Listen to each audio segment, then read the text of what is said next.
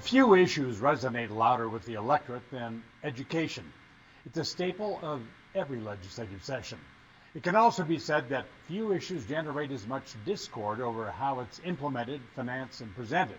Several bills in the 63rd session address the issue of vouchers and tax credits for families that seek alternatives to the Montana public education system.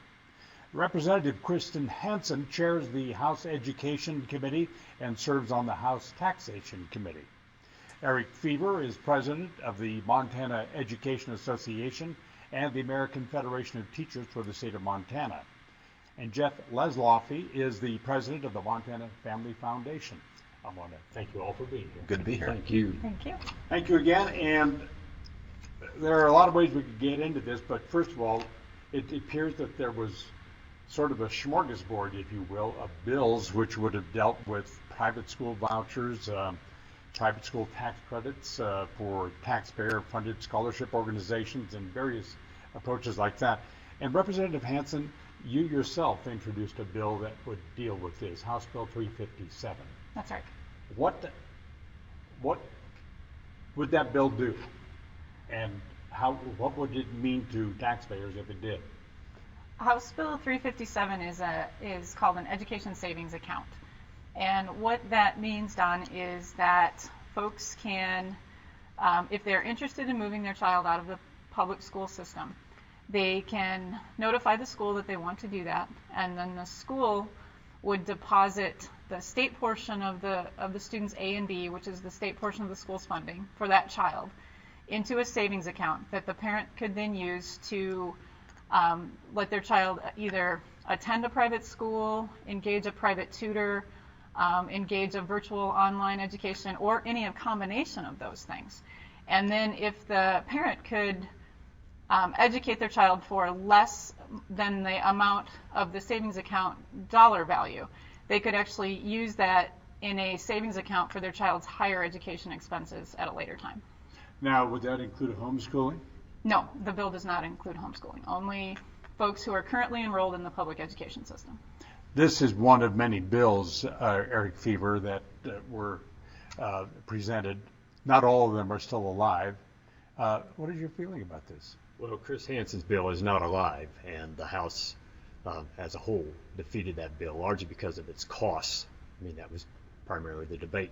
The bill is a voucher bill, and it would have taken dollars right out of school districts anywhere in the state that a parent chose to take those dollars, and the parent could then take those dollars, sort of a bag of money, and go anywhere they wanted for their education.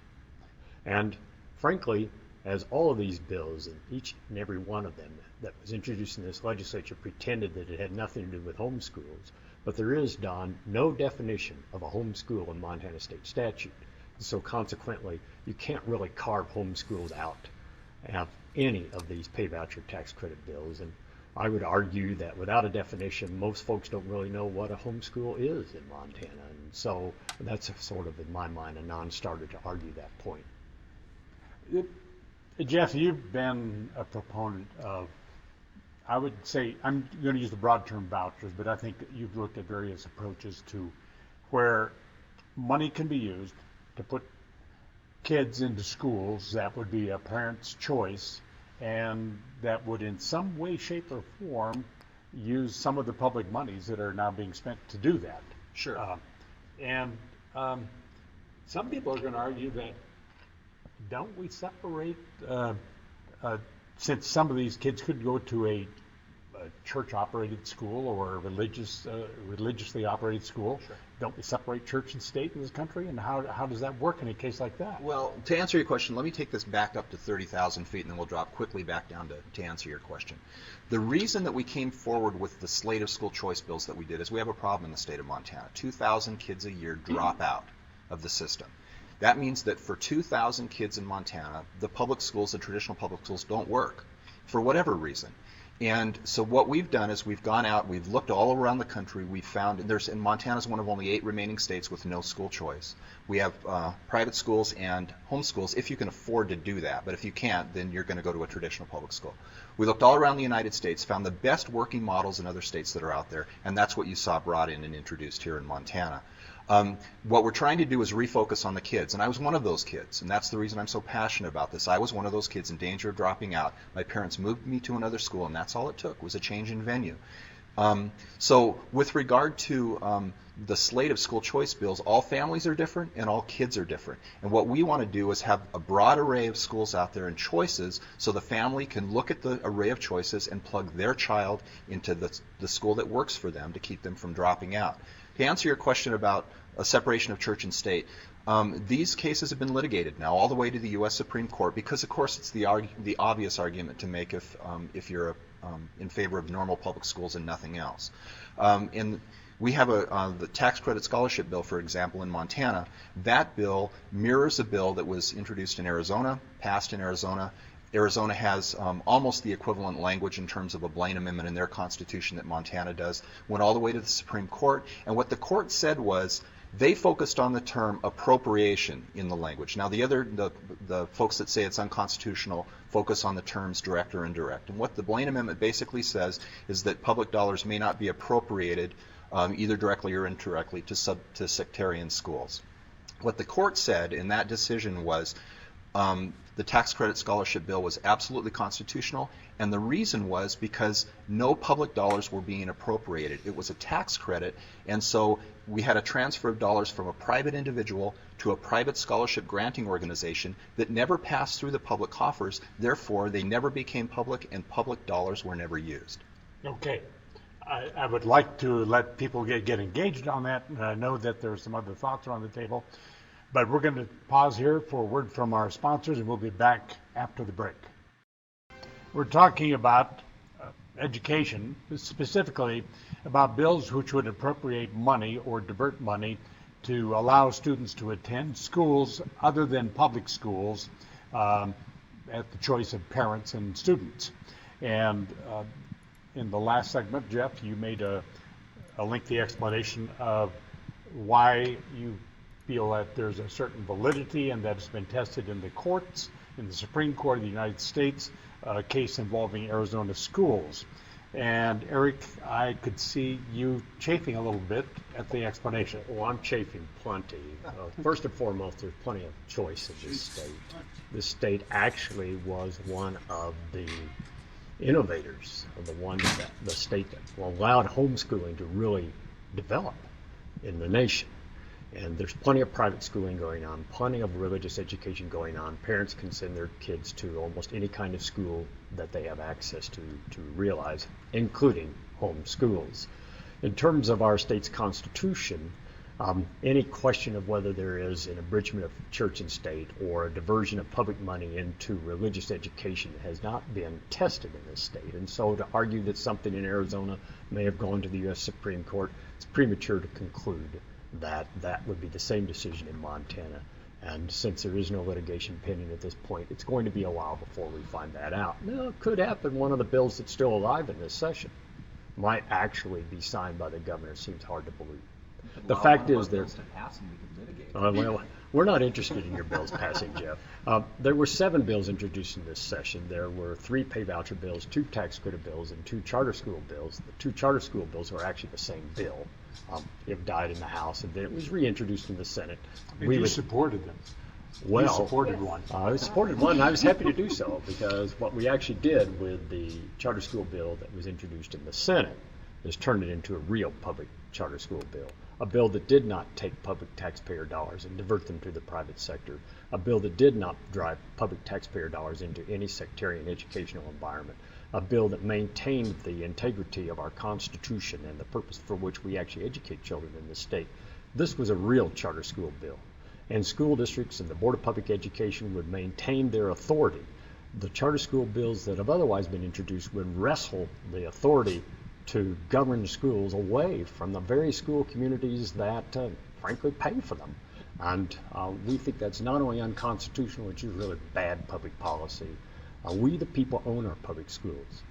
We, the people, should not be giving pieces of our public school away to the private sector for whatever reason, whether it be some sort of ideological reason, a libertarian reason, a sectarian reason. The public schools are for all God's children. and they are not to be sliced and diced into little pieces so that some parent or another can have a special school for just their child.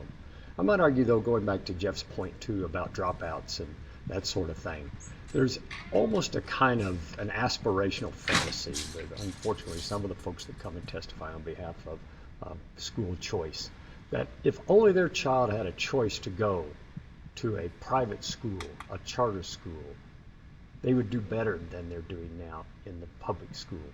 There's absolutely no way to evidence that. You just can't make that happen by saying so. And so I feel sorry for those folks that have been, I think, somewhat persuaded to stop working with their public schools about how they can make that educational environment ever better, and just sort of leave their public school environment on the presumption that the private sector can do it better. There's no evidence. All right. I would like to let you rejoin at this point. Save your thoughts. When we come back after the break, I'm going to turn to you, Representative Hansen, and to you, Jeff, to respond, because I know you have some pretty strong feelings about alternative choices of some sort. So we'll get to that. We'll be return after the break. We're talking about education in Montana and about school vouchers, tax credits, and the like.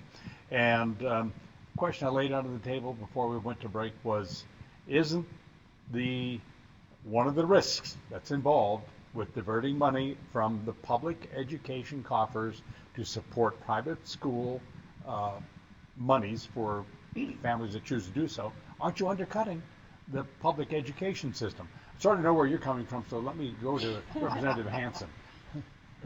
Don, I guess there's a fundamental question behind that. Are you asking me then to pay the public schools to not educate a kid who isn't there? So if a parent moves the child out of the public school setting, are we supposed to continue to pay the school as if the child wasn't there? So today, the public schools spend on an average of about $11,500 per child per year. Most of these bills would have tapped into $5,000 to $6,000 of those dollars. The remainder of the funds would have stayed with the school to cover building maintenance costs, fixed costs of those sorts. So what we're really saying is that parents are going to tap into the student funding portion because this is their child and the way they're going to educate their child. If it costs more than that, $5,000 to $6,000, then they're going to have to chip in and pay the rest of that also. So I don't see a grave risk, as you called it, to the public schools from this. This is the Catholic schools in Montana currently educate 3,900 kids. That saves the state of Montana $43 million. So I guess it's just the way you look at it. Hey, Eric, your response? It's not just the money. It's the commitment to the public good, to the social compact. When folks decide they no longer wish to participate in that which government provides for all God's children, for our entire school community, and divide themselves away, they are basically subtracting their effort from the public school environment. Our effort as a citizenry should be to see that our public schools are the best they can possibly be, not simply abdicate our responsibility to them. These schools in Montana are terrific. Folks who move here from out of state know that. They find that out really quick. Our test scores compare with Finland's, and folks know that too. So really the reasons for leaving our public schools, I think, have very little to do with the quality of public schools, which is high and demonstrable.